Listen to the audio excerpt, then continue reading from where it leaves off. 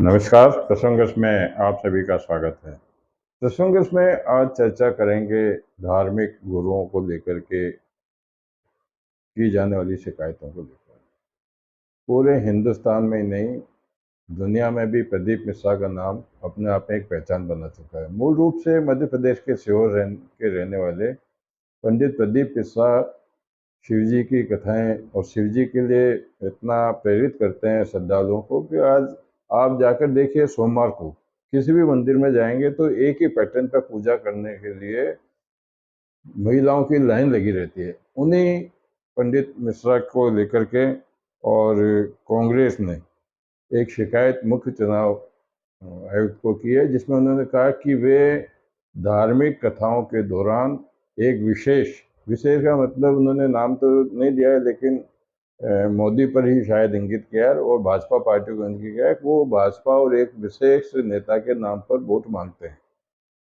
उन्होंने इतना भी कहा कि अमरावती में जब निर्दलीय सांसद और भाजपा सांसद प्रत्याशी नवनीत राणा ने भी उनके मंच पर ही जाकर के अपने समर्थन में मत मांगे, वोट मांगे। तो अब शिकायत पे चुनाव आयोग कुछ शिकायत करेगा या कार्रवाई नहीं करेगा, ये देखने वाली बात है, लेकिन शिकायत कांग्रेस ने जरूर की है।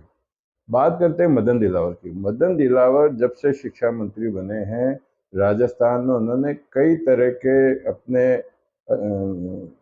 आदेश जारी करवा करके और शिक्षा जगत में एक नया आयाम पैदा किया है। सबसे बड़ा वो था कि शिक्षकों को विद्यालय में मोबाइल ले जाने पर, मोबाइल चलाने पर रोक थी। उसके बाद में आज उन्होंने एक अच्छा काम किया जो छात्रों को लोग प्रोत्साहित करने वाला भी है।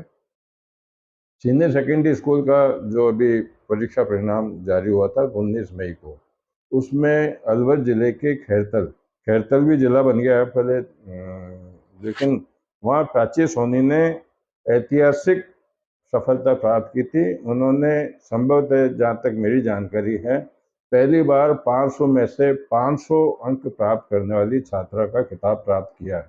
तो इसी को लेकर के मदन दिलावर ने आज जब उनके सम्मान समारोह में खैरतल गए थे, उन्होंने घोषणा की कि प्राची सोनी का भविष्य में जितना भी अध्ययन का खर्चा होगा वो राजस्थान सरकार वहन करेगी। अच्छा निर्णय है, इससे छात्रों को प्रेरित करने का भी मौका मिलता है। साथ ही मदन दिलावर ने कहा कि अभी कुछ शिक्षकों की कमी है, शिक्षकों की पूर्ति हो जाने के बाद में शैक्षिक भ्रमण का भी राज्य सरकार की तरफ से कार्यक्रम चलाया जाएगा। तो उनका ये भी है। अब जब बात राजस्थान की चल रही है तो राजस्थान के मुख्यमंत्री भजनलाल शर्मा आज दिल्ली में रहे, जहाँ दिल्ली में रोहिणी में उन्होंने रोड शो किया। उसके बाद में वो लखनऊ गए। लखनऊ में उन्होंने प्रेस कॉन्फ्रेंस भी किया। आपको एक चित्र भी दिखाऊंगा, वो प्रेस कॉन्फ्रेंस कर रहे हैं, जहाँ उन्होंने भाजपा के समर्थन में काफ़ी कुछ बातें बताते हुए कांग्रेस पे और विपक्षी दलों पे निशाना साधा। साथ ही उन्होंने बंगाल सहित कई प्रदेशों में भाजपा को किस प्रकार से कितनी सीटें मिलेगी उनकी भी प्रेस कॉन्फ्रेंस के अंदर जानकारी दी। जो बात चल रही है मुख्यमंत्री की, तो मुख्यमंत्री डॉक्टर मोहन यादव, जो मूल रूप से मध्य प्रदेश के उज्जैन से आते हैं, वो आज बिहार बिहार के जो एक धार्मिक स्थान है बहुत बड़ा, गया गया में रहे, जहां आज वैशाख पूर्णिमा का दिन है, विष्णु भगवान की पूजा होती है। तो आज वो सपरिवार वहाँ गए, जहाँ विष्णु पद मंदिर में उन्होंने पूजा अर्चना की। पूजा अर्चना के दौरान जो वहाँ के प्रसिद्ध पंडे माने जाते हैं, राजा बाबू, उर्फ उनको सोन कड़ा वाला भी कहा जाता है। सोन कड़ा वाला इसलिए कहा जाता है कि वे जो श्राद्ध पक्ष के अंदर गया में जो भी लोग अपने पितरों के लिए वहाँ जो भी धार्मिक कार्यक्रम करने के लिए जाते हैं, उसमें सबसे ज़्यादा उनके जो यजमान हैं, और उन्हीं यजमान के अंदर राजस्थान का जो जयपुर घराना है वो भी उन राजा बाबू का यजमान है। मेरा भी राजा बाबू से 2 बार मिलना हुआ था, और वो बिल्कुल सरल स्वभाव के हैं, लेकिन वे भी उस कार्यक्रम में मौजूद रहे। तो ये बात होगी इनकी। इसका मैं वीडियो भी बताऊंगा। विष्णु पद एक बहुत बड़ा स्थान है जहाँ विष्णु भगवान के चरण हैं, साथ ही लक्ष्मी माता का मंदिर भी है। उस स्थान पर काफी संख्या में श्रद्धालु पहुंचते हैं। फल्गु नदी के बिल्कुल किनारे पे है। जब श्राद्ध पक्ष करने के लिए लोग जाते हैं तो वहाँ वो दर्शन करने के लिए भी जाते हैं। अब बात करते हैं स्वाति मालीवाल की।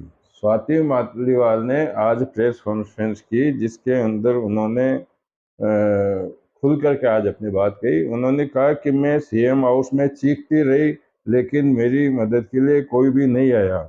उन्होंने इतना भी कहा कि जोर जोर से चीखने के बाद में मैंने मदद भी मांगी, लेकिन कोई भी मदद के लिए नहीं आया, बल्कि मेरे को वहाँ पर पीटा गया।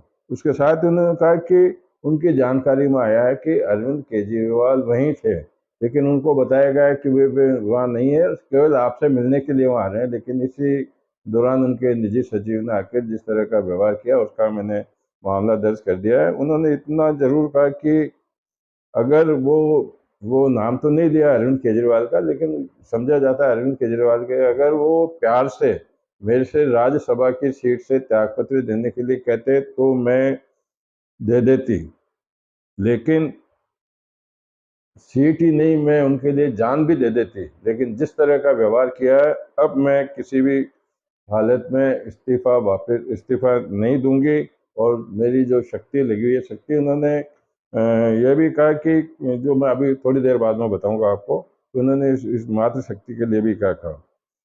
अब जो बम धमाके वाला प्रचलन जो चल रहा है अभी नया, ईमेल से बम धमाके की जो चेतावनी दी जा रही है, आज दिल्ली के श्री राम कॉलेज बहुत बड़ा कॉलेज है, विख्यात है, प्रसिद्ध है, उसको भी बम के उड़ाने की धमकी मिली थी, जिस पर वहाँ दमकल की गाड़ी भी पहुँच गई। और उसके बाद में वहाँ जो कुछ भी हुआ वो कुछ ऐसा नहीं था जो धमकी भरा हुआ होना। बात करते हैं गर्मी की। गर्मी न केवल राजस्थान में बल्कि हिंदुस्तान में, यहाँ तक कि बॉम्बे में भी अभी लगभग 44 से 45 डिग्री सेल्सियस वहाँ पारा चढ़ा हुआ है। और बात करते हैं इंदौर की। इंदौर भी, क्योंकि इंदौर भी मुंबई का एक छोटी मुंबई के नाम से जाना जाता है, नई मुंबई के नाम से जाना है। वहाँ भी 8 साल बाद में, जो वहाँ के निवासी है बताते हैं, 8 साल बाद में वहाँ पारा 44 डिग्री पार कर चुका है। और वहाँ सरकार ने भी गर्मी और लू का अलर्ट भी जारी कर दिया है। राजस्थान में भी 14 जिलों में लू का अलर्ट किया गया है। जैसलमेर में, पूरे हिंदुस्तान में जैसलमेर में पारा जो है 48 डिग्री सेल्सियस रहा।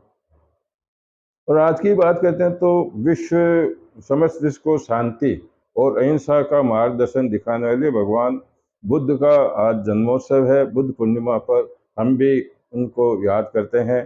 पूरे हिंदुस्तान में कई आयोजन किए जा रहे हैं और उनके जीवन को आत्मज्ञान के मार्ग के लिए, करुणा के प्रेम के लिए विख्यात बताते हुए, उनका त्यागमय जीवन और मानवता विचार संपूर्ण के लिए उनको याद करने के लिए प्रेरणा स्रोत माना जा रहा है।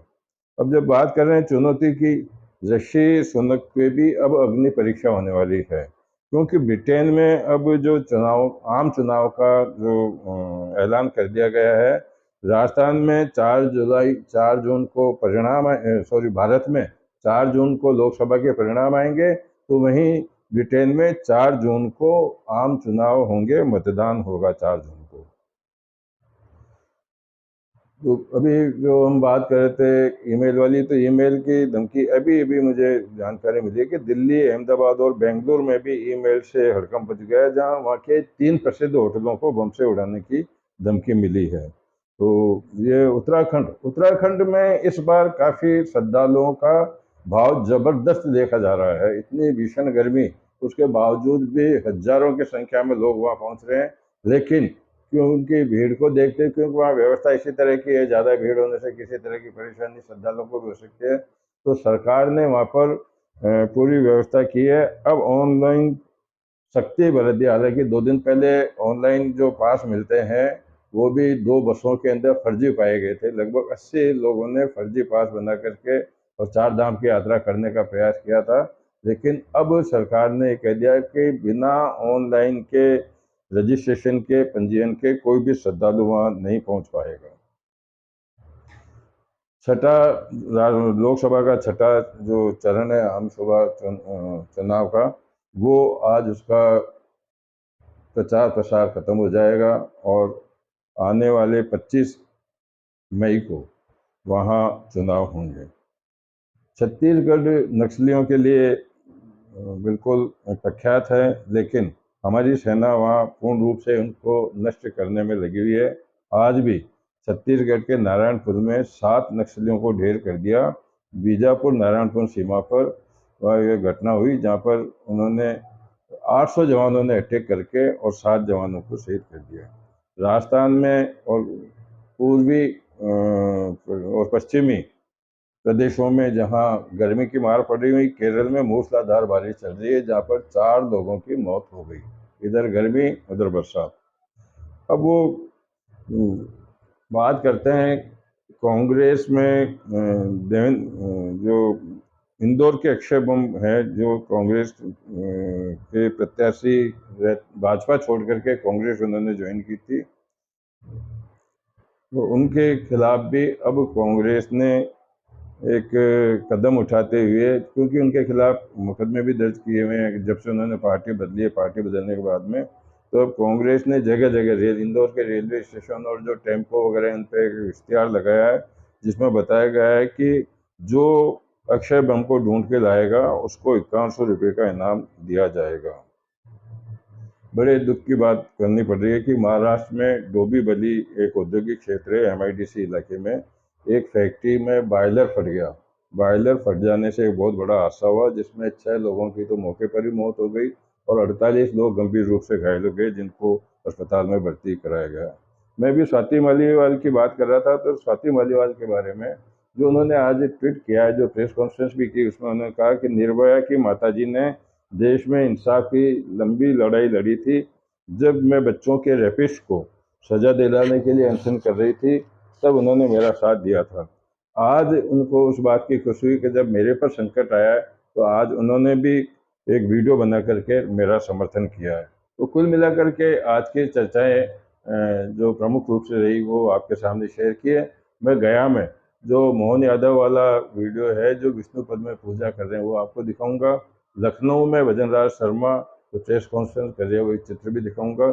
नमस्कार, कल फिर नई चर्चाओं के साथ मैं आपके उपस्थित होऊंगा। नमस्कार।